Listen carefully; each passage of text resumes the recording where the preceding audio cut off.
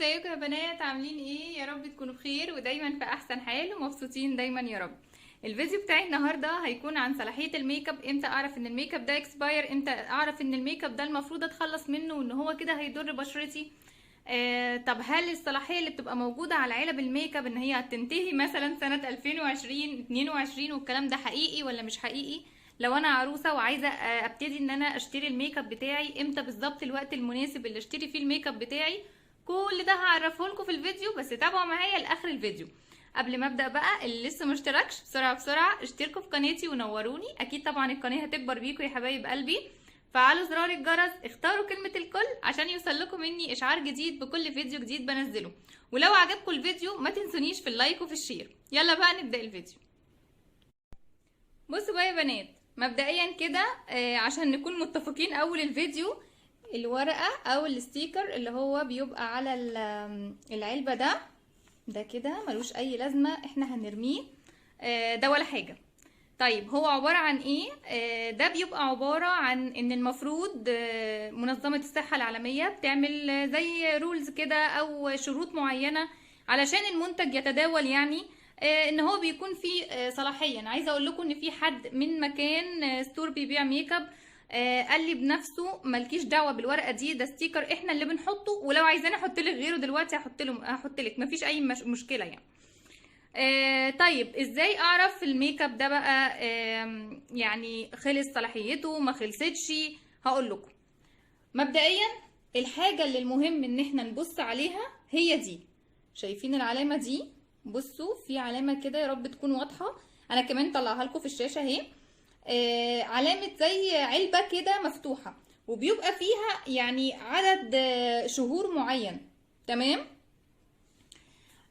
دي معناها ايه؟ دي معناها مدة صلاحية المنتج من فتحه.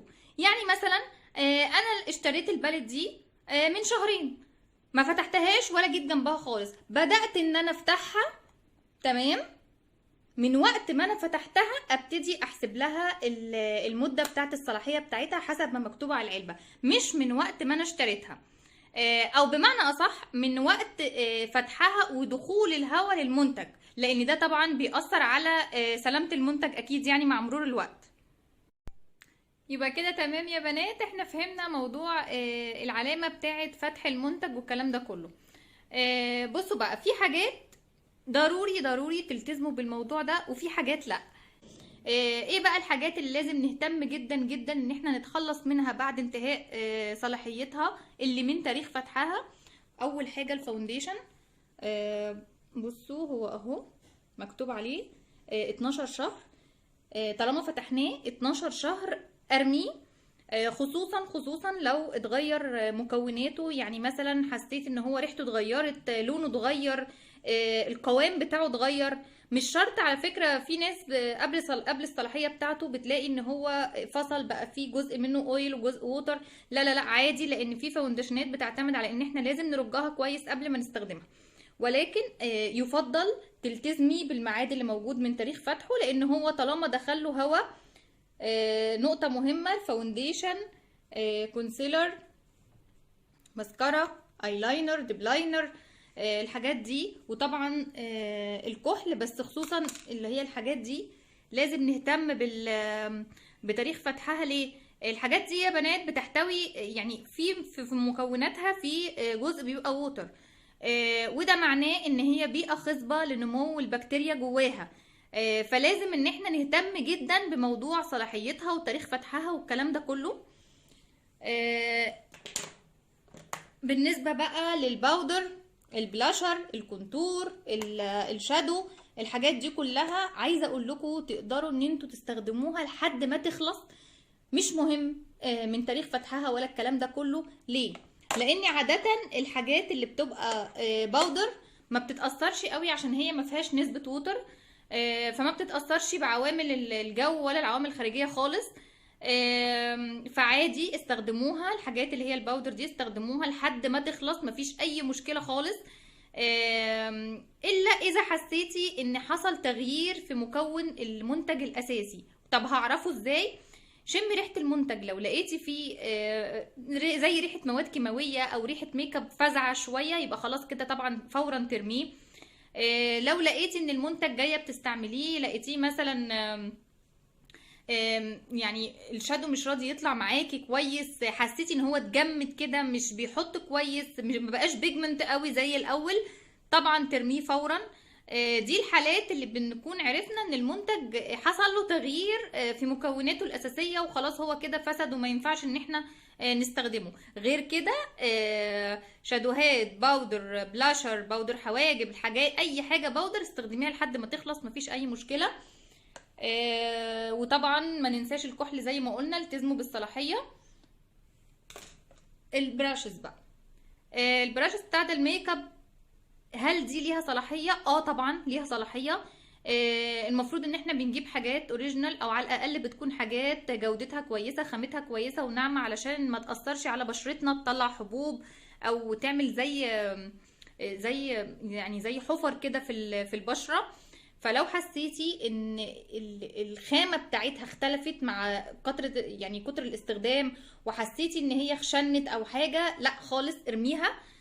كده تبقى صلاحيتها خلصت. مفيش حاجه اسمها الفرش من الحاجات اللي ملهاش صلاحيه واقعد بيها العمر كله، ده كلام غلط.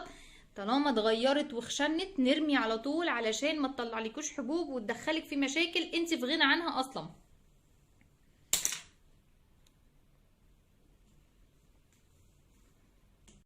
في حاجه كمان عايزه انصحكم بيها يا بنات، لما تيجي تحطوا ميك اب، انت استخدمتي مثلا البرودكت، يعني سي كريم الاساس او الفاونديشن، فتحتيه، خدي منه الكميه اللي انت عايزاها واقفليه على طول، وبعدين ابدأي بقى وزعي على بشرتك واعملي الكلام ده كله. انا بشوف بنات بجد تفتح الفاونديشن تاخد منه اللي هي عايزاه وتسيبه مفتوح وتركنه، تفتح الباودر تاخد اللي هي عايزاه، وهكذا. وبعد ما تخلص خالص الميك اب بتاعها ايا كانت بقى، قعدت فيه نص ساعه ولا اكتر، تبتدي ان هي تقفل كل العلب وتشيلها. طبعا انت كده سمحتي لدخول الهواء جوه المنتج بطريقه اكتر، وقصرتي من عمر المنتج بطريقه رهيبه. دي تركايه مهمه جدا، خدوا بالكم منها. استعملنا الفاونديشن اقفله على طول وابتدي ان انا اوزعه على بشرتي. استعملت الباودر، اي حاجه لازم المنتج يتقفل بسرعه، ودي نقطه مهمه جدا خدوا بالكم منها. بالنسبه بقى لحبايبي العرايس، امتى يجيبوا الميك اب؟ مش اقل من 6 شهور، مش اكتر من 6 شهور. ليه؟ الناس اللي بتقعد قبلها بسنتين وبتلاتة، احسبيها انت جبتي المنتج قبله بسنتين تلاتة، اي نعم مش هتفتحيه مثلا لحد فرحك، بس ممكن في عوامل خارجيه، الجو حر اوفر، التخزين ما كانش كويس. وبعدين انت لما تجيبيه قبلها بسنتين ومثلا لسه هيقعد معاكي المنتج، يعني لو هو 24 شهر من تاريخ فتحه يبقى سنتين كمان، 4 سنين ده اوفر شويه. فانتي هاتيه قبل فرحك ب6 شهور، برضو مش اقل من 6 شهور، علشان تقدري تجيبي كل حاجه انت عايزاها، ما تزنقيش نفسك ما تحسيش ان الفلوس خلصت منك، عشان تقدري تحسي انك جبتي كل حاجه، جبتي براندات كويسه نظيفه في وسع الوقت، يعني زي ما بيقولوا.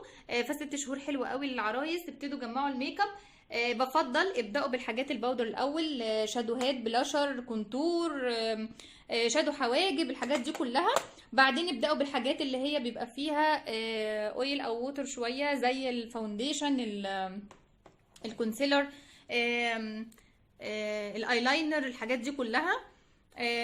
برضو حاجه كنت عايزه اقولها لكم، خدوا بالكم ان الايلاينر لازم تهتموا بصلاحيته، لاني انا حصل معايا موقف اني نسيت ايلاينر كان عندي وما اهتمتش بيه بصراحه، وجايه بفتحه لقيته قلب، المكون بتاعه اتغير وقلب بقى عامل زي الميه. فلازم ناخد بالنا كويس قوي قوي، دي بشرتنا ما عندناش اغلى منها. بس كده يا حبايبي، ده كان الفيديو بتاعي النهارده. يا رب اكون قدرت افيدكم كده، ويكون البنات اللي كانوا محتارين في موضوع الميك اب وصلاحيه الميك اب ونجيب الميك اب قبل فرحنا بقد ايه، تكونوا استفدتوا مني ولو حتى بحاجه صغيره خالص. استنوني في فيديوهات تانية كتير، وما تنسونيش في اللايك وفي الشير. باي باي.